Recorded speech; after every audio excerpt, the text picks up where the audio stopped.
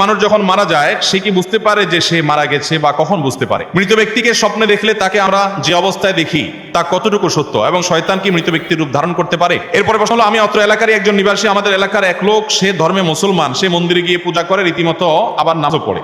আমি এটার ব্যাখ্যা চাই এবং এতে আমাদের এলাকাবাসীর কি করণীয়? বাবা মা মারা গেলে তাদের কবরের আযাব মাফ করানোর জন্য সন্তানের করণীয় কি? ইউসুফ জুলেখা প্রেম করেছেন, তাই প্রেম পবিত্র, এই কিছু বলে। এরপরে প্রশ্ন হলো, যে কোনো কারণে সঠিক সময় নামাজ পড়তে পারলাম না, নামাজের ওয়াক্ত শেষ হয়ে গেছে, ওই নামাজ কখন পড়তে হবে? প্রথম প্রশ্ন হলো, আমি একটি ডিভোর্সি মেয়েকে বিয়ে করেছি, তাই আমার ফ্যামিলি মেনে নেয়নি এবং আমার এলাকার মানুষ আমাকে আর আমার ওয়াইফকে নানা বাজে কথা শোনান।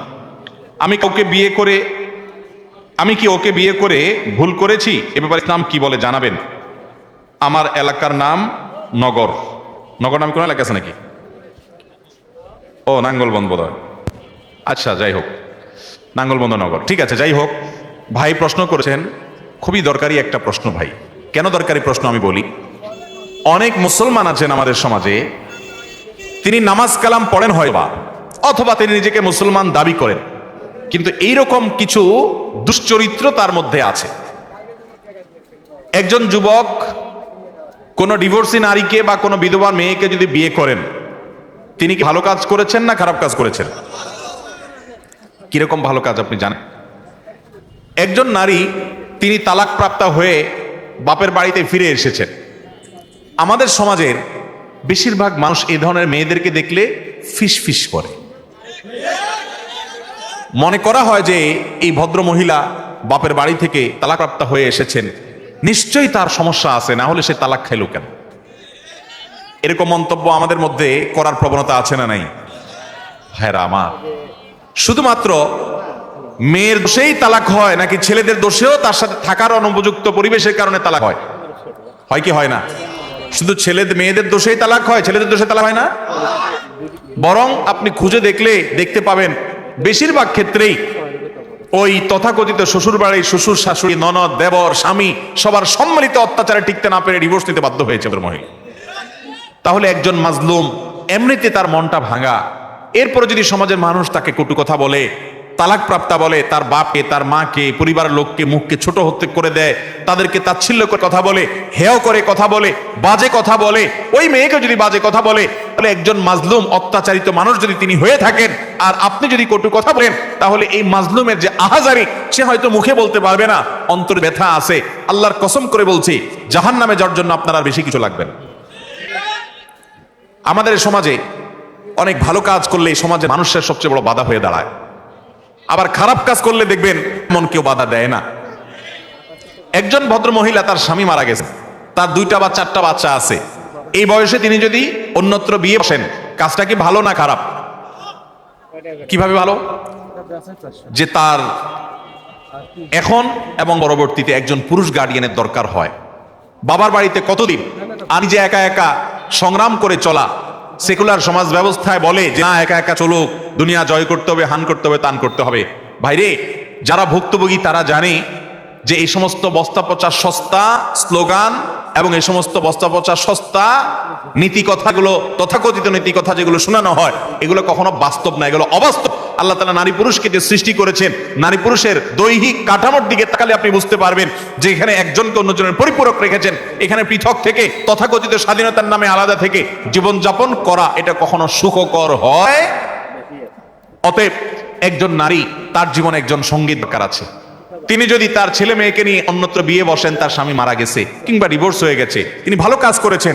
এই ভদ্র মহিলা তার চরিত্র হেফাজতের জন্য, তেনা থেকে বাঁচবার জন্য, সামাজিক নিরাপত্তার জন্য, সার্বিক প্রয়োজনে তিনি যদি বিবাহ বন্ধনে আবদ্ধ হন, তাহলে সমাজের প্রতিটা মানুষ তাকে স্যালুট জানানো উচিত, তাকে প্রত্যেকটা মানুষ অ্যাপ্রিসিয়েট করা উচিত।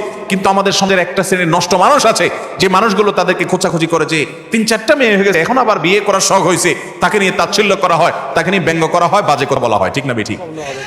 একজন পুরুষ, তার স্ত্রী মারা গেছেন, এই ভদ্রলোক যদি বিয়ে করতে যান, সমাজের অন্য মানুষ সব বাদ দেন, তার ছেলে মেয়েরাই সবার আগে বাধা দেয়। আছে না নাই? কত বড় স্বার্থপর এবং সেলফিশ ছেলে মেয়ে চিন্তা করেন। আপনার বাবা বয়স 50, 55, 60, 65 যাই হয়েছে, এই বয়সে তার বরং সঙ্গী বা সঙ্গিনীর প্রয়োজন আরো বেশি, কারণ মনের কথাগুলো বলার জন্য একটা লোকের দরকার হয়। সময় কাটে না, ছেলেরা তাদের সংসার নিয়ে ব্যস্ত, মেয়েরা তাদের সংসার নিয়ে ব্যস্ত, এই টাইমে এই ভদ্রলোকের জীবনে একজন সঙ্গিনীর প্রয়োজন হয়, তার এমন কিছু খেদমত হয় যেগুলো একান্ত সঙ্গিনী ছাড়া কারোর দ্বারা হয় না। এই সময় সন্তানের মতো সন্তান হলে তো বরং বাবার মধ্যে বিন্দু মাত্র আগ্রহ থাকলে আপনি বরং অগ্রসর হয়ে তার বিয়ে দেওয়ার ব্যবস্থা করবেন। কিন্তু না, যদি কেউ 50-55 বছর বয়সে বিয়ে করে, সমাজের নামাজি মানুষটাও মিটমিট করে হাসে যে বুড়ো বয়সে এ বেটার বিমৃতি ধরছে। এগুলো হলো আমাদের সমাজের কুসংস্কার, এগুলো আমাদেরকে দূর করতে হবে ইনশাআল্লাহ। যদি কোনো নারী, বিধবা নারীকে কোনো যুবক বিয়ে করে, কোনো মানুষ বিয়ে করে, কাজটা কি ভালো না খারাপ? একজন মাজলুমা, একজন অত্যাচারিতা, একজন নিগৃহীতা, একজন নির্যাতিতা, একজন অসহায় নারীকে যদি কেউ বিয়ে করে তার উপকার করে, পরিবারকে কথা থেকে বাঁচায় এবং আশ্রয় হয়ে দাঁড়ায়, তাহলে সেক্ষেত্রে কাজটা ভালো হলো না খারাপ হোক? এই ভালো কাজটাকে যদি কেউ খারাপ বলে, এ হলো সমাজের সবচেয়ে খারাপ মানুষ। অতএব আমরা এগুলোর বিরুদ্ধে প্রত্যেকটা মানুষকে কাজ করতে হবে, চেষ্টা করবো তো ইনশাআল্লাহ। কোনো বিধবা মেয়েকে বিয়ে করা কোনো দোষের বিষয় নয়, কোনো তালাকপ্রাপ্তা মেয়েকে বিয়ে করা কোনো দোষের কিছু নয়। আপনি যদি তাকে ভালো মনে করেন, অবশ্যই তাকে বিয়ে শাদী করবেন।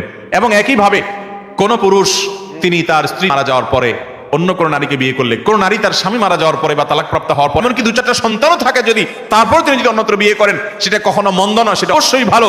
আপনি সাহাবীদের জীবনে যদি দেখেন, নবী করিম সাল্লাল্লাহু আলাইহি ওয়াসাল্লামের সাহাবীরা যারা গোটা পৃথিবীর নেতৃত্বের আসনে চলে গেছেন মাত্র কয়েক বছরের ব্যবধানে, সেই মহামনীষী ইসলামের ইতিহাসের সোনালী যুগের শ্রেষ্ঠ মানুষেরা কোরআন যাদের প্রশংসা করেছে, তাদের জীবনে ঘাটেন, দেখবেন বেশিরভাগ সাহাবীদের জীবনীতে দেখবেন হয় তালাকপ্রাপ্তা বিয়ে করেছেন বা বিধবা বিয়ে করেছেন। স্বয়ং আমাদের নবী করিম সাল্লাল্লাহু আলাইহি ওয়াসাল্লামের জীবনে যদি আপনি দেখেন, আয়েশা রাদিয়াল্লাহু আনহা ছাড়া বাকি তার যে জীবন সহধর্মিণীরা ছিলেন, কেউ হয়তো আগের সংসারে তার স্বামী দুনিয়া থেকে চলে গেছেন, মারা গেছেন, বিধবা হয়ে গেছেন, তাকে তিনি বিয়ে করছেন।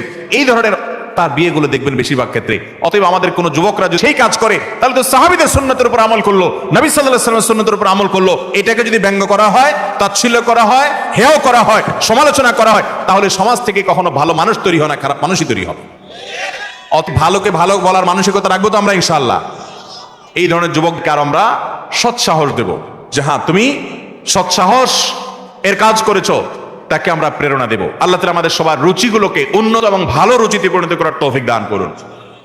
অনেক সময় আমরা এই মন্দ কাজগুলো করি যে আমাদের হিতাহিত জ্ঞানটাও থাকে না, সেন্সও কাজ করে না, ঠিক না ভাই? ঠিক। দেখবেন যে অনেক মানুষ এই ধরনের অন্যায় কাজ করছে, তার কোনো সেন্সও কাজ করছে না। দাঁড়িয়েলা মানুষ নামাজ পড়ছে, কিন্তু এই ধরনের বিষয়গুলো নিয়ে হাসাহাসি করছে, এগুলো বদামল, এগুলো গুনাহ। অতএব কোনো ভালো কাজকে যদি আপনি মন্দ বলেন, গুনাহ হবে। আল্লাহ আমাদেরকে সতর্ক হওয়ার তৌফিক দান করুন। এরপরে বসলে একজন মানুষ যখন মারা যায়, সে কি বুঝতে পারে যে সে মারা গেছে বা কখন বুঝতে পারে? ভাইরা আমার, মানুষের মৃত্যুর ঠিক শেষ মুহূর্তে যখন তিনি মৃত্যুবরণ করেন নাই, আল্লাহ তাআলার পক্ষ থেকে নিযুক্ত ফেরেশতারা হাজির হয়ে যান। নবী আলাইহিস সালামের দীর্ঘ একটা হাদিসে তিনি এর বিবরণ দিয়েছেন। এটা অদৃশ্যের জগতের বিষয়, যেটা আমরা দেখতে পাই না। এটা জানার একমাত্র উপায় ওহী। আল্লাহ তাআলা স্বয়ং ওহীর মাধ্যমে নবীজি সাল্লাল্লাহু আলাইহি ওয়াসাল্লামকে জানিয়েছে, তার মাধ্যমে আমরা জেনেছি। এটি আমাদের জানার সূত্র, কারণ এটা দেখার জিনিস না, আলমুল গায়েব বা অদৃশ্যের জগতের বিষয়। ওহী নির্ভর জ্ঞান ছাড়া এই বিষয়ে জানার কোনো উপায় নেই। তো নবী আলাইহিস সালামের দীর্ঘ হাদিস থেকে আমরা জানতে পারি, কোনো মানুষ যদি জান্নাতি হন, তার রূহ কবজ করার জন্য ফেরেশতাদের একটা বিশাল দল আসে। তারা এত সুন্দর করে আসে, উপস্থাপন হয় ওই লোকের সামনে যে তাদের আচার আচরণ, তাদের ওই লোকটাকে অভিবাদন জানিয়ে আখিরাতের জগতে নিয়ে যাওয়ার জন্য, ওয়েলকাম জানানোর জন্য আসার যে ব্যবস্থাপনা, দামি মূল্যবান পাত্র, রুমাল, সেখানে রূহ কবজ করে নেওয়া, সেগুলোর জন্য যে আয়োজন থাকে, এটা দেখতে দেখতে সে আল্লাহর বান্দা, নেককার বান্দা, ইমানদার মানুষটা, জান্নাতি মানুষটা হাসতে হাসতে তার রূহটা বের হয় এবং দুনিয়া থেকে চলে যান। অর্থাৎ খুব আনন্দের সাথে তিনি চলে যান। আর এর বিপরীতে যেই লোকটা জাহান্নামী, তার রূহ কবজ করার জন্য ফেরেশতাদের একটা দল আছে, কিন্তু তারা এতটা ভয়ঙ্কর ভাবে উপস্থাপিত হয়, এতটা তীব্র ভয়ঙ্কর রূপে তার সামনে আবির্ভূত হয়, উপস্থাপন করে নিজেদেরকে, যে সে দৃশ্য দেখে তার হাহাকার শুরু হয়। আশেপাশে মানুষগুলো টের পায় না, কিন্তু সে ঠিকই টের পায়। এই জন্য মানুষের মৃত্যুর আগ মুহূর্তে মানুষ টের পেয়ে যায়। এমনকি যারা ঈমানের উপরে সারা জীবন অটল ছিল, অবিচল ছিল, তাকওয়ার উপরে অটল অবিচল ছিল, হারাম থেকে বাঁচার জন্য সংগ্রাম করে সারা জীবন, এই মানুষগুলোকে কোরআনে বর্ণিত আয়াতে বলছে যে তাদের জীবন সায়ান্নে, তাদের রূহ কবজ করার আগে আল্লাহর পক্ষ থেকে ফেরেশতা তাদেরকে জানিয়ে দেন, তারা উপস্থিত হন, তাদেরকে সুসংবাদ দিতে থাকেন, আল্লাহ খাউফুন আলাইহিম ওয়ালা হুম ইয়াহজানুন, যে তাদের কোনো ভয় নাই, তার কোনো পেরেশানি হবে। আল্লাহ তাআলা আমাদের সবাইকে নেক মৃত্যু, ঈমানের মৃত্যু, জান্নাতি মানুষের মৃত্যু আমাদের সকলকে নসিব করুন।